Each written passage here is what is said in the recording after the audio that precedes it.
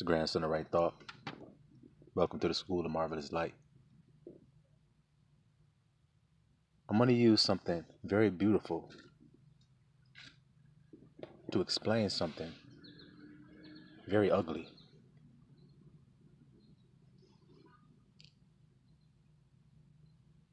I'm going to use something wonderful to explain something very sinister. Everybody in this world has found themselves held captive to something. And we want to simplify that something. Learn the 7 deadly sins and then think about the thing that has held you captive in your life. It's going to be one of those. You see? And what you want to do is you want to slay them. You have to conquer it.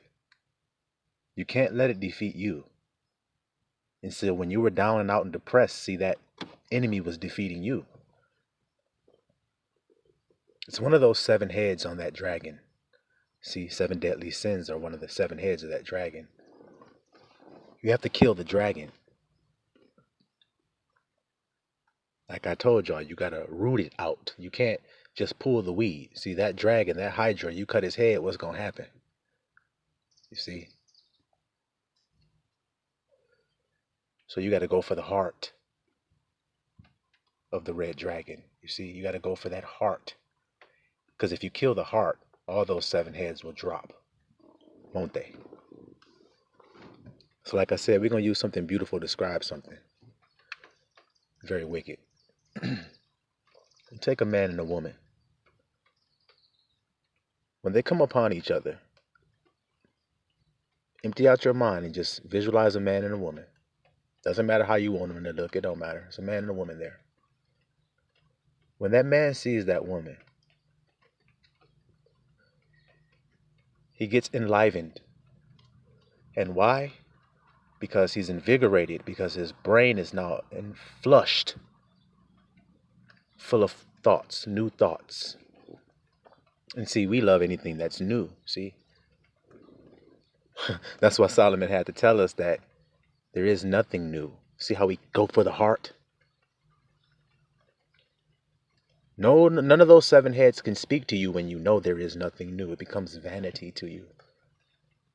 And that's where we want to bring you all to. The School of Marvelous Light want to bring you to that status of being where you know all is vanity. You've put it beneath your feet. You see? So a man starts to think new thoughts and gets invigorated, right? And these thoughts are sexual. Sisters, it just is what it is. The brother gonna start thinking sexual thoughts, kissing her, rubbing her body, feeling her skin, smelling her, touching her hair, looking in her eyes, kissing all over her body, putting his tongue on her neck,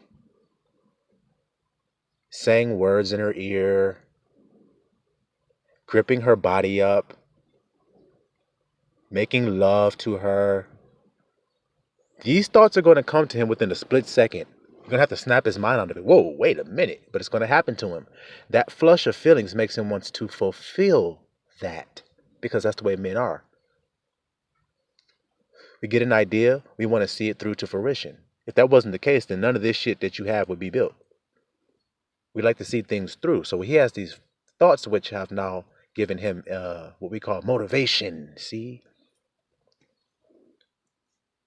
He wants to fulfill that. So he's going to try to convey that to this woman as gentlemanlike as he can.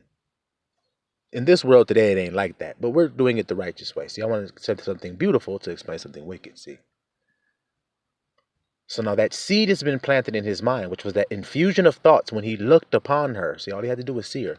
He looked on her, he had the thoughts, boom. Now he wants to convey these thoughts to her in the most genuine way as he can. But he wants her to know every single thought that he's had. He wants to express that to her. The only way is for him to get her to receive his thoughts, which is to desire those same thoughts that he has for her. He has to get her to desire it. So he has to entice or what's the word? Romanticize her, or whatever words you guys say. It's a word that's better fitted for that. I can't think of it right now. It escapes my mind. What is it? He has to seduce, like seduce her. See? Now, if she agrees with the thoughts that he has had, the passionate thoughts that he's had in his mind, see, that his root chakra sent up to his heart, see? Just like Christ said, he committed adultery in his heart, which is the flash of thoughts. That's what it means. See how Christ's word is being confirmed? See? Then you've done it already. See, he already did it, which make him want to fulfill that shit. Ooh, I want to feel that shit. I want to feel that shit. See? Because in his mind, he's done it already. So now when she agrees, and she agrees the same as he does, then they have this passionate moment of what we call making love. And when the woman agrees the same level that the man does, it is a wonderful, shit. What words can we use to describe that? Anybody who knows what I'm talking about. Oh my goodness gracious. When you're on one accord, like Marvin Gaye said, I want you and I want you to want me too, right? When it's like that, the person wants you just as bad as you want them, then you have this great explosion of feeling. Oh my goodness. Now y'all are bonded by the feeling, see? Just as the heroin addict is bonded to his needle. Now that woman has become your needle. That's the way Abba has set it up to be on purpose. You need your fix, you go to that woman because y'all share that feeling together. You see? Now y'all are bonded in love and in truth. Well, that's what happened when you conceive sin. See, like Yahusha said, commit adultery in your heart. It's the same thing is what I'm telling you. To the same level. That's what you must understand, brother, sister. It's to the same level when that infusion of thoughts hit. It is the same hit as the heroin addict, the fentanyl, shit. Knocks you on your ass, kaboom. You see? But the thing is, if there is a conflict, this is the key, between what you think and what you feel, then you know you shouldn't do it. And it's that simple. And that shit be hard sometimes. I'm just going to keep it real with your ass. Let me give you all an example. Let's say it's a man and he runs into a beautiful, bodacious ass, bad ass, gorgeous ass woman. I mean, this woman is like fucking bad as hell. But she got AIDS. Oh shit. She got AIDS like a motherfucker. So now, and she was willing to fuck. Y'all there getting naked, about to get the shit going. She like, I got AIDS. You're like, oh shit, wait a minute, hold on, put your shit back on, girl. Shit. Fuck, thank you for telling me ahead of time. Damn, right? So in other words, it may look good, but it may not be good for you. Apple may look good on the outside, but it may be a rotten ass apple on the inside. So to stop all of the debate, see, to end all of that, then we stop focusing on the outside. Knowing that that's not what matters in any case. Don't y'all know that? That what's inside is what matters in any case? Watch what I'm about to tell you if you don't think so. Let's say you get a can of pop. Can you see the contents on the inside of the can of pop? So you don't know what the fuck you getting until you open that bitch. Make that sound. And you start pouring that shit out. Now you see what your contents are. So you're seeing what was inside the can now. Now let's say that pop was, the expiration date was 1946 on that Pepsi. You didn't know. You grabbed it out the cooler and shit. 1946 expiration date. You see that shit. You're going to go, wait a minute, but you don't see it. So you crack it and start drinking it. You think you're going to notice a fucking difference of something in there that ain't good? You see? But if you see that label, the can look perfect, but you see the expiration date, you're not drinking that shit because you're concerned with what's inside of it. Well, God is concerned with what's inside of you. I told you, hoarders, you better get it on out of there because Abba see you. You can't mock God. In other words, you can't say you're not something, but yet have all that shit in your house. Okay, I'll give y'all another example. A detective is looking for a criminal. That's a serial killing ass rapist ass nigga, right?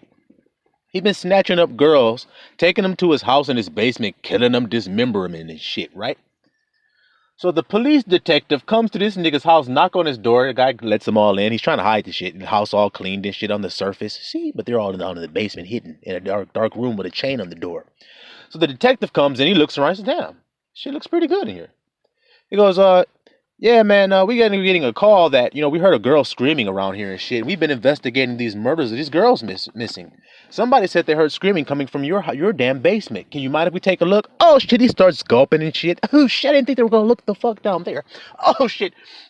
But he's got it hidden behind a hidden gate, a door behind a hidden cage and shit. He's got shit all in front of it. He's got it hidden behind a hidden door and all this other shit. Y'all know.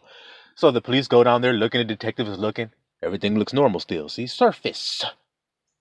All right, well. Wait. You see some scratch marks on the ground. Let's move this device, this desk and shit he's got here. Oh shit, the nigga starts sweating. Oh shit. They move this shit, see the door. Hold on, what's this chained up door? Get this chain off this door. Motherfuckers start really gulping. Fuck, I've never had a key for that. Like, I don't know what you mean. They're like, fuck that. Let's break this bitch off. They break the fucking lock, open the door. There's fucking 2 girls still alive. All the rest dismembered bodies and shit in there. And this guy goes, "I don't know what you mean. I'm innocent." You're gonna knock his ass the fuck out and handcuff his ass and drag his ass up those fucking basement stairs to your back of your patrol car and take his ass the fuck downtown.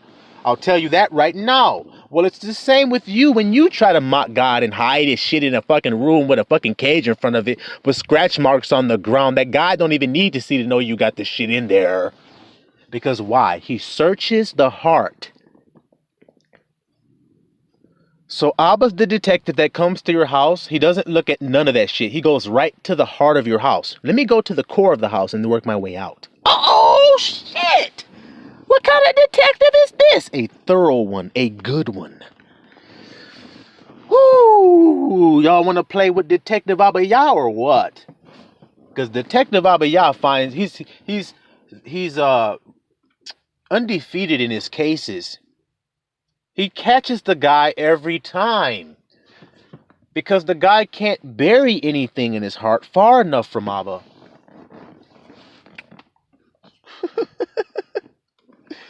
You're storing up shit in your heart. That's what Yahusha was trying to show you guys when he went into the temple. The temple is the body. So when he went into the Solomon's temple, that means he went into your heart. He went in there and he found a bunch of thieves and robbers and niggas trying to do shit in there that they ain't had no business being in there. That's you. And he told them, "Get out of here. You have made my father's house a den of thieves. My father's house is to be a house of prayer."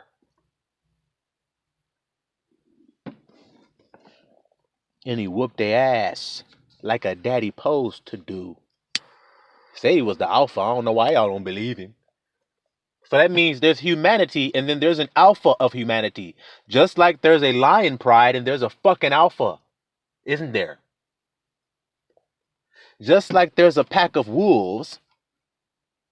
It was a full moon last night, by the way. And then I woke up this morning. I looked at the phone and the phone said, word of the day, howl, which means to cry loudly.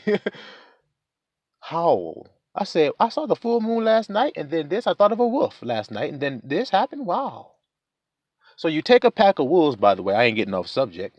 Just thought I'd let y'all know that happened last night and this morning. Y'all can take what it means. I'm sure somebody out there can decipher what that means. What does it mean? The full moon last night and a wolf and howling. We know Benjamin is the tribe of the wolf, ravening. See, Benjamin is a wolf, a ravening wolf. See, a howling wolf. So y'all take what that means. I don't know. Y'all figure it out. Somebody will know.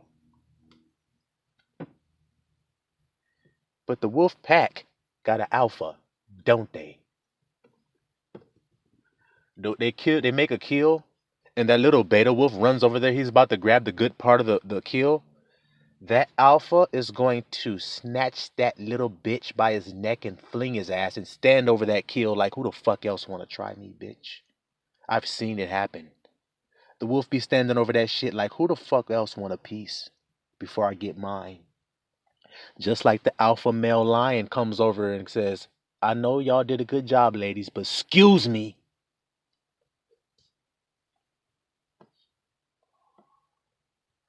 He be looking at the other alpha female lion like, hey, hey, get your kids.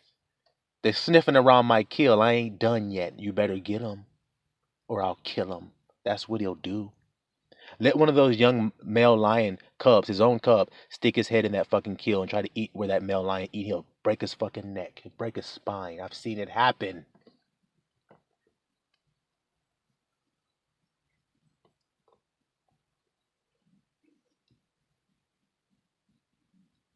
I seen a male lion eating a kill and a young male lion try to get him a piece, and the male lion broke his fucking spine and sent his ass back home to his mama on his front two legs, pulling his legs on the fucking ground. They couldn't even move him anymore.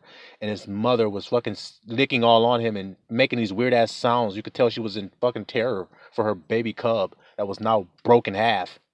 And that nigga went back to eating like, yeah, didn't I tell you niggas I was the alpha around this bitch?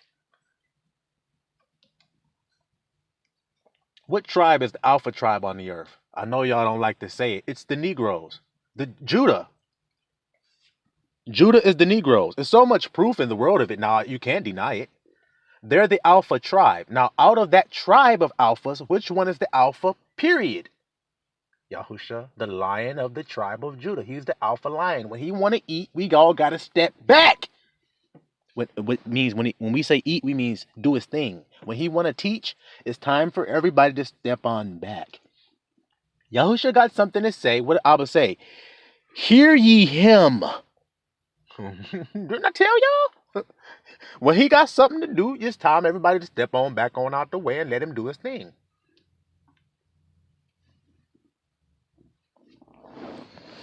So y'all don't want to adhere to your alpha. So what does the alpha do when all the little betas get out of pocket? What does he do? Okay, so what you're seeing happening is the juggernaut of truth, which is the alpha, is smashing all the betas, which are lies. Just like in a tribe, all the betas are not the alpha, so they're all lies. So that's what it is. They're not alpha.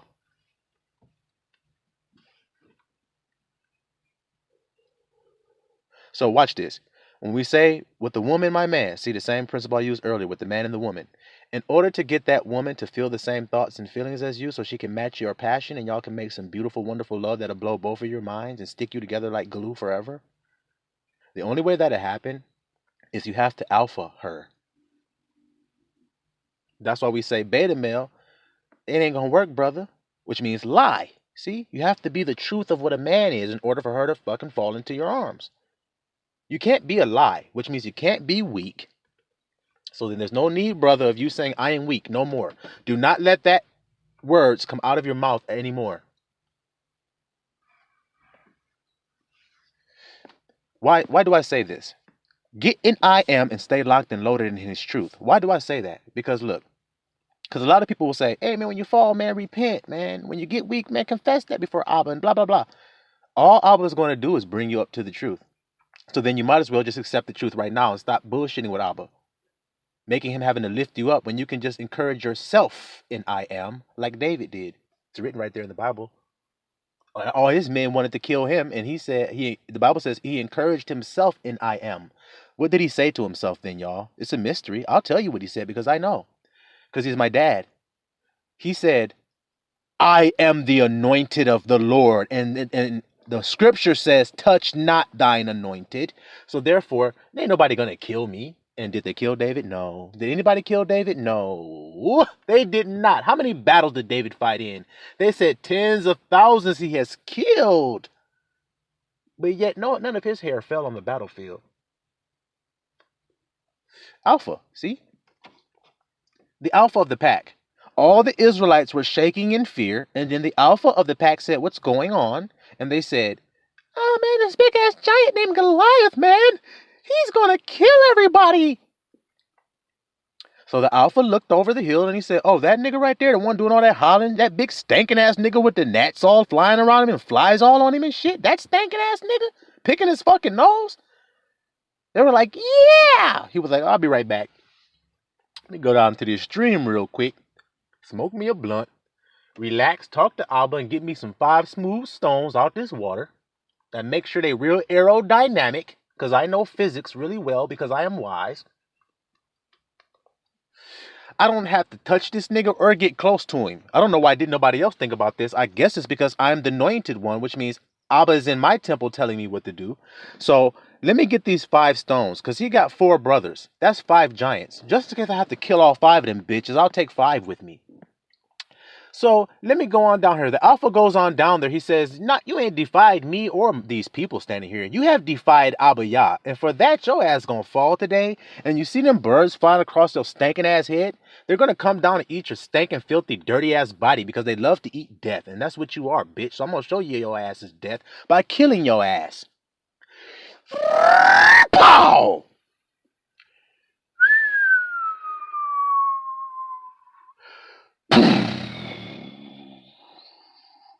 Pride goes before a fall. And what the Israelites say? Hallelujah!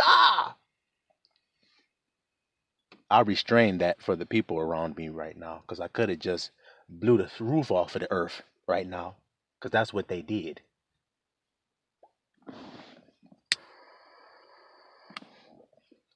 Dee dee dee doo da doo dee da da da da skidly dee dee ba da doo doo doo doo doo doo doo doo. That's how we be on the battlefield, didn't I tell you? Oh, and by the way, after that stone Cole cocked that Cro-Magnon fucking caveman skull and put his ass in the dirt like the truth do, the Alpha went and stood upon that nigga's own chest and pulled that bitch's sword out of his sheath and turned their Alpha into a fucking beta male bitch and chopped his fucking head off and held that bitch before them.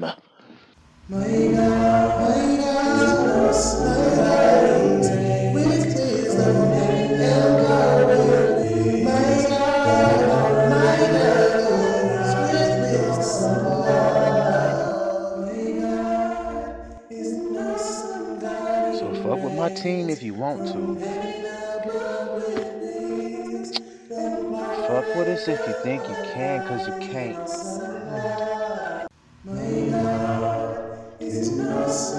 Y'all keep fucking with the Israelites if you want to. We'll keep trampling your idols. That's what we were made for. The Israelites, we were chosen to crush idols. So keep on thinking we're not the idol crushers. Because we some idol crushers. We some idol crushers. We some idol crushers. But y'all don't think we is. But we some idol crushers. We some idol crushers. We some idol crushers. We some idol crushers. We some idol crushers. Hey, we some idol crushers. We some idol crushers. But y'all don't think we is. So keep putting your idols up here so we can keep crushing these stupid bitch asses. Call on your gods and see if they'll save you from this drought that's going to come upon you. Your lands won't receive any rain. Your crops will not grow. Call on your gods, cut yourselves and bleed and all that, and chant and dance and see if you'll get crops. I say you won't, in the name of Abba Yah, because he say you won't. See if the pestilence will let off. See if your children will stop having opioid overdoses. That curse is on you, and it's not coming off. You can't attack the Israelites with crack and think that you're not going to be attacked back.